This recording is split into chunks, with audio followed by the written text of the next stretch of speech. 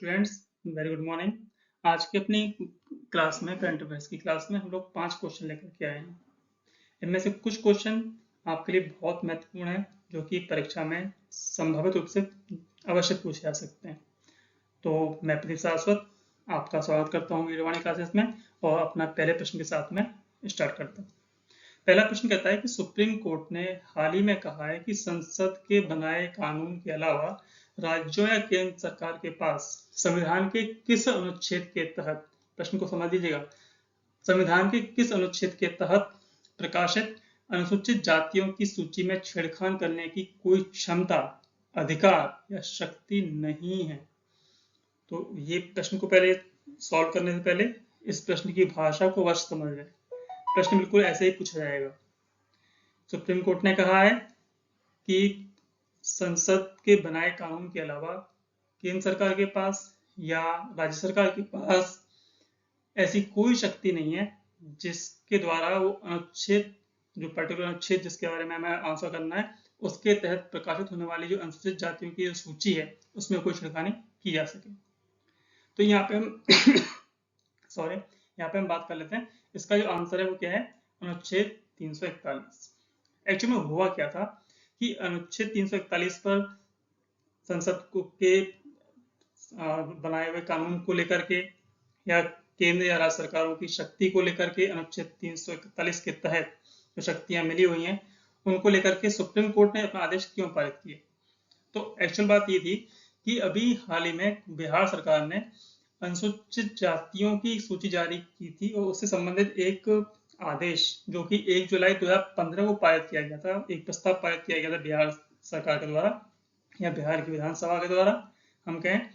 तो उस आदेश में कहा गया था, वापस से रिपीट कर रहा हूं मैं, 1 जुलाई कितने को 1 जुलाई 2015 को एक आदेश पारित किया गया था।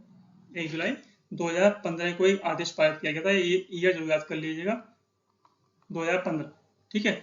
तो 1 जुलाई 2015 को एक आदेश पारित किया गया था, एक प्रस्ताव पारित किया गया था जिसमें कहा गया था कि जो पान और सवासी जनजातियां हैं, जाति थी पान और सवासी, इनको पहले से ही जो अनुसूचित जाति की जो सूची इनके पास थी बिहार में, उसके साथ में से मर्ज कर दिया गया। हम ये कहें कि इस सूची में छेड़खानी की गई, पान सवासी को तांती सवासी से रिप्लेस कर दिया गया, या फिर ये कहा गया कि इसके साथ में इनको अटैच कर दिया गया। तो सुप्रीम कोर्ट की जस्टिस विक्रम नाथ और जस्टिस प्रशांत कुमार की बेंच ने 15 जुलाई को भी जो निकली है इसको एक फैसला दिया कि 1 जुलाई 2015 को बिहार विधानसभा द्वारा पारित इस प्रकार का प्रस्ताव असंवैधानिक है, या हम ये कहें कि ऐसी शक्ति इन लोगों के पास नहीं है। बहुत प्रश्न इंपॉर्टेंट है, तो थोड़ा समझ के इसको बात कर लीजिएगा, तो इसलिए मैंने आपको यहाँ पे रिपीट किया। अब प्रश्न ये उठता है कि जो अनुच्छेद 341 है एक्चुअल में कहता है क्या है। तो अनुच्छेद 341 एक्चुअल में जो कहता है वो ये कहता है कि इसके तहत 341 के तहत राष्ट्रपति द्वारा तमाम राज्यों के राज्यपालों और राज्य प्रमुखों के परामर्श के बाद जारी किया गया था। ये पहली बात तो ये, इस आदेश का पैराग्राफ 3 ये कहता है कि कोई भी शख्स जो हिंदू, सिख या बौद्ध धर्म का नहीं है और किसी और धर्म का पालन करता है उसे अनुसूचित जाति का सदस्य नहीं बनाया जा सकता, पहली चीज। दूसरी चीज हम ये बात करें कि ये क्यों कहता है, जिसके तहत ये पूरा मतलब आगे बढ़ा था, तो इसमें कहता है कि अनुच्छेद 341 का पहला बिंदु जो कहता है कि देश के राष्ट्रपति किसी भी राज्य या केंद्र शासित प्रदेश में राज्यपाल से परामर्श करने के बाद एक सार्वजनिक अधिसूचना जारी करके स्पष्ट कर सकते हैं कि किसी भी जाति, मूलवंश या जनजाति के अंतर्गत कौन सी जातियां, मूलवंश या जनजातियां के भाग या वर्ग ऐसे होंगे जिन्हें उस राज्य या केंद्र शासित प्रदेश की अनुसूचित जाति समझा जाएगा। तो इसके तहत ये अनुसूचित जाति की सूची की तैयार की जाती है। अब एक प्रश्न और बन जाता है यहाँ पे, वो ये कि जो 341 अनुच्छेद था इसको किस आदेश के द्वारा लागू किया गया। तो ये था संविधान अनुसूचित जातियां आदेश 1950। तो एक अगला प्रश्न और बन जाता है यहाँ पे कि 1941 का अनुच्छेद था वो किस वर्ष से लागू हुआ। तो यहाँ पे आप इसका जवाब ना समझ लें, वो लागू हुआ आपका 1950 से। ये आदेश था जो कि संसद द्वारा पारित किया गया था, वो था संविधान अनुसूचित जातियां आदेश 1950। खैर, इसके आगे कभी भविष्य में जब पॉलिटिकल साइंस पढ़ेंगे तो उस पर चर्चा करेंगे। अब अपना जो अगला प्रश्न है उस पर चर्चा कर लेते हैं। अभी हाल ही में एक बहुत चर्चा में रहा था एक ऑपरेशन नन्हे फरिश्ते। ठीक है, प्रश्न बिल्कुल सिंपल सा है और एक पिन पॉइंटेड प्रश्न है, ज्यादा इस पे अपने को दिमाग लगाना नहीं है, सिर्फ लर्न करने वाली बात है कि हाल ही में चर्चा में रहा नन्हे फरिश्ते नामक ऑपरेशन किस विभाग से संबंधित है, या हम ये कहें कि किस डिपार्टमेंट को बिलोंग करता है। तो इसके में प्रश्न के जो ऑप्शन दिए हुए हैं, आरपीएफ दिया हुआ है, बीएसएफ दिया हुआ है सीमा सुरक्षा बल, सीआरपीएफ दिया हुआ है केंद्रीय रिजर्व सुरक्षा बल, सीआईएसएफ दिया हुआ है केंद्रीय औद्योगिक सुरक्षा बल। प्रश्न सिंपल सा है, जनरली ऐसे ही पूछा जाएगा क्योंकि बिल्कुल पिन पॉइंटेड प्रश्न है, और इसका जवाब है अपने पास रेलवे सुरक्षा बल, आरपीएफ। ओके, तो जो रेलवे सुरक्षा बल है इसके बारे में हम जो बातें कर रहे हैं, तो ये हम समझ लें कि जो रेलवे सुरक्षा बल है ये नन्हे फरिश्ते के तहत शुरू किया गया ये ऑपरेशन काम क्या करता है। तो बेसिकली इस ऑपरेशन के तहत रेलवे सुरक्षा बल नन्हे बच्चों को जो कि समस्या में आए हुए थे या किसी भी कारण से समस्या में हैं, उन्हें बचाने का काम करता है, या हम ये कहें कि उनको उनकी लाइफ को सेव करता है। ओके, तो रेलवे सुरक्षा बल की बात आती है यहाँ पे। ये भी कहा जाता है कि इसकी शुरुआत हुई थी इस ऑपरेशन की वर्ष 2018 में। कब हुई थी? वर्ष 2018 में इसकी शुरुआत हुई थी, और 2018 से लेकर मई 2024 तक ये इस ऑपरेशन के तहत रेलवे 84,119 बच्चों को अब तक लाइफ सेव कर चुका है। कितनी? 84,119 बच्चों की लाइफ ये सेव कर चुका है। तो ये अपने में बहुत बड़ा इंपॉर्टेंट क्वेश्चन बन जाता है। सिंपल सा प्रश्न है, बार बार रिपीट में इसलिए कर रहा हूँ कि आपसे यहीं कहीं याद कर लें कि नन्हे फरिश्ते है, रेलवे सुरक्षा बल से इसका संबंध है, और इस ऑपरेशन के तहत जो किया जाने वाला काम है वो क्या है? बच्चों की सुरक्षा है। क्लियर? तो ये अपना प्रश्न था, प्रश्न नंबर 2। प्रश्न नंबर 3 जो लेकर के आए हैं उसमें भी कोई ज्यादा डिफिकल्ट चीज नहीं है, लेकिन इंपॉर्टेंट है। वही कहता है कि पहली भारतीय नौसेना हाफ मैराथन, पहले एक प्रश्न में ही एक उत्तर दिया हुआ है, ये समझना है आप जब भी पूछा जाएगा कि भारतीय सेना की पहली हाफ मैराथन आयोजित की जाएगी। आयोजन कहाँ किया जाएगा? दिल्ली में किया जाएगा। और प्रश्न अब आपसे पूछा जा रहा है वो जिसका सॉरी जिसका जवाब आपको देना है वो क्या है कि ये आयोजन कब किया जाना है?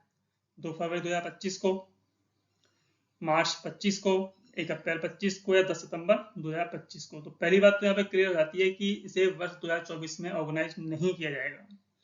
तो कब ऑर्गेनाइज किया जाएगा भैया? तो इसका जवाब है अपने पास 2 फरवरी 2025 को इसे ऑर्गेनाइज किया जाएगा। क्लियर? इसके तहत जो एक्चुअल में करना है क्या है, क्यों इसको ऑर्गेनाइज किया जाएगा, तो इस प्रश्न अपने आप में कह रहा है, प्रश्न से अपन अनुमान लगा सकते हैं, जनरली वो प्रश्न मुश्किल ही पूछा जाएगा, डेट पूछी जाएगी फिर भी इसके आयोजन का जो उद्देश्य है वो है नागरिकों के साथ नौसेना के संबंधों को मजबूती देना, पहला, और दूसरा देश की समुद्री सुरक्षा एवं हितों की रक्षा में नौसेना की महत्वपूर्ण भूमिका क्या है उसके बारे में जनता को जागरूक करना, ये इसका प्रमुख उद्देश्य है। ओके, आई थिंक समझ में आ गया होगा। आपको जो चीज लर्न करनी है वो इतना करना है कि भारतीय नौसेना की हाफ मैराथन है, कहाँ होनी है? नई दिल्ली में होनी है। कौन सा संस्करण होगा इसका? पहला संस्करण होगा, और इसका ऑर्गेनाइज कब होगी? इसका आयोजन कब होगा? इसका आयोजन होगा 2 फरवरी 2025 को। तो बढ़ते हैं अपने अगले प्रश्न की तरफ। तो अपना अगला प्रश्न है कि 17 जुलाई, मैं आज वीडियो बना रहा हूँ, 17 जुलाई को हर दिन एक विशेष रूप के रूप में मनाया जाता है। तो प्रश्न यही कहता है कि 17 जुलाई को प्रतिवर्ष किस रूप में मनाया जाता है। तो बेसिकली यहाँ पे हम डेट जो पढ़ते हैं उसके लेकर चर्चा कर रहा है। तो इसमें 2-3 चीजें दी हुई हैं। अपने पास 4 ऑप्शन है, अंतर्राष्ट्रीय शांति दिवस, विश्व अंतर्राष्ट्रीय न्याय दिवस, अंतर्राष्ट्रीय मूक बधिर दिवस, या विश्व निरक्षरता दिवस। तो इन 4 ऑप्शन में से वो कौन सा ऑप्शन है जो कि अपने 17 जुलाई को स्पेसिफाई करता है या इसे संतुष्ट करता है, या हम ये कहें कि इसका उत्तर बनता है। तो यहाँ पे तो थोड़ा सा मिलते जुलते प्रश्न के उत्तर दिख रहे हैं, शांति दिवस, दूसरा दिख रहा है न्याय दिवस। मैं इसको फोकस इसलिए कर रहा हूँ कि जनरली जब प्रश्न बनाए जाते हैं एग्जाम में और जब कभी भी उन्हें डिफिकल्ट बनाने का प्रयास किया जाता है तो कुछ ऑप्शन, बेसिकली 2 ऑप्शन लगभग सिमिलर से बना के दिए जाते हैं जिससे आप कंफ्यूज हों। तो लेकिन आपको सुविधा यहाँ पे ये होती है कि आपको पता होता है कि जनरली इन 2 ऑप्शन में से ही एक प्रश्न है का उत्तर है। क्लियर? खैर इस पर कभी और चर्चा करेंगे जब हम सोचेंगे कि how to solve questions in competitive examinations, तो वो चर्चा का विषय तब रहेगा। फिलहाल इसका प्रश्न का जवाब है अंतर्राष्ट्रीय न्याय दिवस। ठीक है, world international day of justice. Clear, तो इस के बारे में आपको समझ में आ गया। अब अगला प्रश्न जो बन जाता है इसी को लेकर के, वो बन जाता है कि 2024 के लिए इसका विषय क्या था। हम लोग थीम की जो बातें करते हैं, इसकी थीम क्या थी, विश्व अंतर्राष्ट्रीय न्याय दिवस की थीम क्या थी, तो इसकी थीम थी सामाजिक न्याय के लिए बाधाओं पर काबू पाना और अवसरों को उन्मुक्त करना। बेसिकली जो हमारे पास अपॉर्चुनिटी मिल सकती हैं जस्टिस को लेकर के, उनको हम और एक्सप्लोर करें, उन्हें हम और खोल के दें। एक प्रश्न को यहाँ पे मैं जवाब जरूर देना चाहता हूँ कि इस दिन की शुरुआत बेसिकली क्यों और कैसे हुई। शॉर्ट में बात करूंगा तो बेसिकली कि जो 17 जुलाई को जो अपना विश्व अंतर्राष्ट्रीय न्याय दिवस मनाया जाता है, इसकी शुरुआत हुई थी ये 1998 में रोम ट्रीटी के द्वारा हुई थी। ट्रीटी का नाम क्या था, रोम ट्रीटी। ओके, सॉरी, रोम ट्रीटी। क्लियर, रोम ट्रीटी के द्वारा इसकी शुरुआत हुई थी। ये ट्रीटी कब हुई थी, 1998 में हुई थी पहली चीज। इस ट्रीटी के माध्यम से ही अपन जिसे हम पढ़ते हैं इंटरनेशनल कोर्ट ऑफ जस्टिस, ठीक है, इंटरनेशनल क्रिमिनल कोर्ट, आईसीसी बोलते हैं इसे हम, इसने वर्ष 2002 में फंक्शनिंग करना शुरू किया था और वो इसी ट्रीटी के माध्यम से किया था। और इसी ट्रीटी को संबंध में ही, इस ट्रीटी को मनाए जाने के लिए ही, जिसके माध्यम से आईसीसी का गठन किया गया था, विश्व अंतर्राष्ट्रीय न्याय दिवस मनाया जाता है 17 जुलाई को, क्योंकि ये ट्रीटी बेसिकली 17 जुलाई को ही साइन की गई थी। तो 17 जुलाई 1998 को रोम ट्रीटी साइन की गई थी, जिसके कारण से हम जो है मानते हैं कि आईसीसी अपने अस्तित्व में आया 2002 में, इसलिए इस दिवस की जो है इम्पोर्टेंस बढ़ जाती है। खैर, ज्यादा टाइम वेस्ट किए बिना अपन अगले प्रश्न में बढ़ते हैं। अपना जो नेक्स्ट प्रश्न है प्रश्न नंबर 5। ये बहुत सिंपल सा प्रश्न है, लेकिन इम्पोर्टेंट इसलिए है क्योंकि एक महिला है जो कि आईसीआर की, यहाँ पे इंग्लिश में थोड़ा सा लिखना में मिस्टेक हुई है, सॉरी फॉर दैट। ये प्रश्न है सीआईएसआर का, सीएसआईआर का। ठीक है, तो वैज्ञानिक और औद्योगिक अनुसंधान परिषद, okay, council of industrial research council, ठीक है, तो सीएसआईआर का ये अपना बात है। तो बात कर रहे हैं कि वैज्ञानिक और औद्योगिक अनुसंधान परिषद की डायरेक्टर जनरल कौन है, जिन्हें 17 जुलाई 2024 को 2 वर्ष का सेवा विस्तार मिला है। तो पहले तो आप समझ लें कि जो भी इस वैज्ञानिक और अनुसंधान औद्योगिक अनुसंधान परिषद की जो डायरेक्टर जनरल हैं, डीजी हैं, महानिदेशक हैं, वो पहले से इस पर नियुक्त हैं, वो एक महिला है और 17 जुलाई को इनके कार्यकाल में 2 वर्ष का विस्तार किया गया है या फिर उनको एक्सटेंशन मिला है। मैं इतनी देर तक बातें कर रहा हूँ, इतनी देर में आप लोगों ने इसके ऑप्शन पढ़ लिए होंगे और मुझे लगता है कि आपको इसका प्रश्न का जवाब भी पता लग गया होगा, क्योंकि ये प्रश्न पहले भी कई बार पूछा जा चुका है, एग्जाम में भी कई बार आ चुका है, एसएससी के एग्जाम में भी इसे पूछा गया था। क्योंकि इस महिला की नियुक्ति इस पद पर वर्ष 2022 में हो चुकी थी, ध्यान रखने वाली बात है। ठीक है, वर्ष 2022 में इन्हें ऑलरेडी अपॉइंट किया जा चुका था, अब इन्हें सिर्फ एक्सटेंशन मिला है। और ये है कौन, ये है नल्ला थम्बी कलई सेल्वी। कौन है, नल्ला थम्बी कलई सेल्वी। ये प्रश्न इसलिए भी इंपॉर्टेंट हो जाता है क्योंकि केंद्रीय विद्युत रसायन अनुसंधान संस्थान, जिसे आप CSIR CECRI भी कहते हैं, इसका नेतृत्व करने वाली ये पहली महिला वैज्ञानिक थी। इस पद पर इनका अपॉइंटमेंट हुआ था वर्ष 2019 में। ठीक है, संस्था अलग है, ध्यान रखना। तो वर्ष 2019 में इनका अपॉइंटमेंट हुआ था। यहाँ पे थोड़ा सा पेन काम से नहीं कर रहा है, सॉरी फॉर दैट। तो जो अपना जो CSIR CECRI के पद पर जो पहली महिला वैज्ञानिक बैठी वर्ष 2019 में, वो कौन थी, नल्ला थम्बी कलई सेल्वी। और इसके बाद इन्हीं महिला को वैज्ञानिक और औद्योगिक अनुसंधान परिषद में डीजी बनाया गया, महानिदेशक बनाया गया। बेसिकली अभी बात करें कि जो अपनी कलई सेल्वी है, ये रहने वाली कहाँ की है। तो एक इंटरेस्टिंग सी बात है कि ये तमिलनाडु के तिरुनेलवेली जिले में एक छोटा सा शहर है अम्बा समुद्र, वहां की रहने वाली है। नॉर्मल सा एक जीके का प्रश्न है, पता होना चाहिए कि भाई ये व्यक्ति कहाँ से रिलेट कर रहा है, तो इसलिए बता दिया हल्का सा। अगला जो प्रश्न बन जाता है वो ये आता है कि यहाँ पे हम जब रिलेट कर रहे हैं तो प्रश्न एक ये बनता है कि वैज्ञानिक और अनुसंधान औद्योगिक अनुसंधान परिषद CSIR की स्थापना बेसिकली कब हुई थी? तो इसकी स्थापना हुई थी वर्ष 1942 में, 1942 में। मैं वापस रिपीट कर रहा हूँ, जनरली ये प्रश्न तो नॉर्मली आ जाता है कि कब हुई थी, तो इसका जवाब क्या है कि CSIR या वैज्ञानिक और औद्योगिक अनुसंधान परिषद की जो गठन हुआ या इसकी स्थापना हुई वो 1942 में हुआ था। आई थिंक यहाँ से आपको 2-3 प्रश्न बन गए। खैर, अपन अब पहुंचते हैं अपने अगले प्रश्न पर। ये आज की वीडियो का लास्ट प्रश्न है एंड आई होप कि आपको इस वीडियो में कुछ ना कुछ तो इन्फॉर्मेटिव अवश्य मिला होगा। तो आपसे रिक्वेस्ट मेरी हमेशा की तरह से अभी भी यही रहेगी कि अपने वीडियो को और अच्छा बना सकें, आपके लिए और इन्फॉर्मेटिव वीडियोज में आपके पास लेके आ सकूं, नई नई जानकारियों के साथ में, नए नए प्रेजेंटेशन के साथ में। तो प्लीज इस वीडियो को देखने के बाद आप मेरे चैनल को सब्सक्राइब जरूर करें, लाइक करें। अगर कुछ भी इसमें मिस्टेक लग रही है या फिर कुछ ही और प्रकार का इसमें आप मॉडिफिकेशन चाह रहे हैं तो प्लीज कमेंट भी जरूर करें। ओके, तो अपन लास्ट प्रश्न चलते हैं। प्रश्न अपना लास्ट क्या है कि भारतीय कृषि अनुसंधान परिषद ICAR, ये जरूर ध्यान रखना कि पहले जो प्रश्न था जिसके बारे में मैंने चर्चा की थी वो था CSIR और ये क्या है ICAR, दोनों संस्थाएं अलग अलग हैं, ये जो आपको जरूर ध्यान रखना है। ठीक है, तो इन शॉर्ट लेके चल रहे हैं, वीडियो लंबी नहीं करनी। तो भारतीय कृषि अनुसंधान परिषद ICAR का 96th स्थापना दिवस मनाया गया था। ठीक है, इसका जो एस्टेब्लिशमेंट डेट था, फाउंडेशन डेट था, वो 96वां मनाया गया था। कब? 16 जुलाई को। इसका हेडक्वार्टर कहाँ है? नई दिल्ली में है। तो ICAR का हेडक्वार्टर कहाँ है? नई दिल्ली में है। इसकी स्थापना दिवस मनाया गया था 16 जुलाई 2024 को। क्लियर?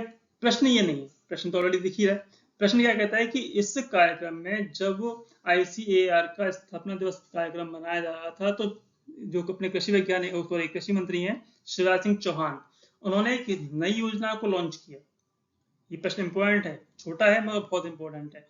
तो उन्होंने इस योजना को लॉन्च किया, वो योजना कौन सी थी? पहला ऑप्शन है वन रिसर्च वन साइंटिस्ट, दूसरा है साइंटिस्ट नेक्स्ट, तीसरा है वन साइंटिस्ट वन प्रोडक्ट और चौथा है साइंस एंड रिसर्च। नॉर्मल सी बात है कि अनुसंधान परिषद है तो रिसर्च संबंधित ही बात होगी, तो यहाँ पे तो मैं कोई इससे कोई क्लू मिल नहीं रहा। लेकिन हमने बात की, मैं बात करते करते बोला आपको कि वो क्या बोला मैंने कि शिवराज सिंह चौहान जो कि कृषि मंत्री हैं या कृषि मंत्रालय संभालते हैं, उन्होंने उस योजना को लॉन्च किया। पहली चीज। दूसरी चीज मैंने यहाँ पे जोड़ी कि ये कौन सा अनुसंधान केंद्र है? कृषि अनुसंधान परिषद है बेसिकली। तो यहाँ पर जो चीज मोस्ट प्रोबेबल बन सकता है इसका आंसर, वो क्या बन सकता है? तो यहाँ पे कोई ऐसा रिसर्च नहीं करना, ना कोई साइंटिस्ट को बारे में कोई यहाँ पे बात करेगा, हालांकि वो चीजें हैं, लेकिन ऐसा तो कुछ नहीं है ना कि प्रश्न में उस चीज को इन्वॉल्व किया जाए, ऑप्शन में इन्वॉल्व किया जाए। तो बेसिकली जैसे कि अपना वन डिस्ट्रिक्ट वन प्रोडक्ट अपना योजना लॉन्च की हुई है केंद्र सरकार ने, ठीक वैसे ही एक योजना लॉन्च की गई है अभी जो शिवराज सिंह चौहान ने 16 जुलाई को की है। वो कौन सी है? One scientist one product. तो अपना आंसर क्या है? वन साइंटिस्ट वन प्रोडक्ट योजना इसका आंसर रहेगा। तो इस योजना के तहत अब क्या क्या हो सकता है या क्या किया जाना चाहिए या किस थीम को लेकर के इसको योजना को लॉन्च किया गया है, तो इन शॉर्ट में आपको बता दूं कि यह योजना 5 साल चलेगी। इस योजना का जो टाइम पीरियड है कितना है? 5 साल रहेगा। और ICAR के जितने भी 5 या 521 वैज्ञानिक हैं उनको एक उत्पाद, एक तकनीक, एक मॉडल और एक अवधारणा पेश करने का टारगेट दिया गया है। आई रिपीट, एक उत्पाद, एक तकनीक, एक मॉडल, एक अवधारणा, ये उन्हें पेश करने हैं।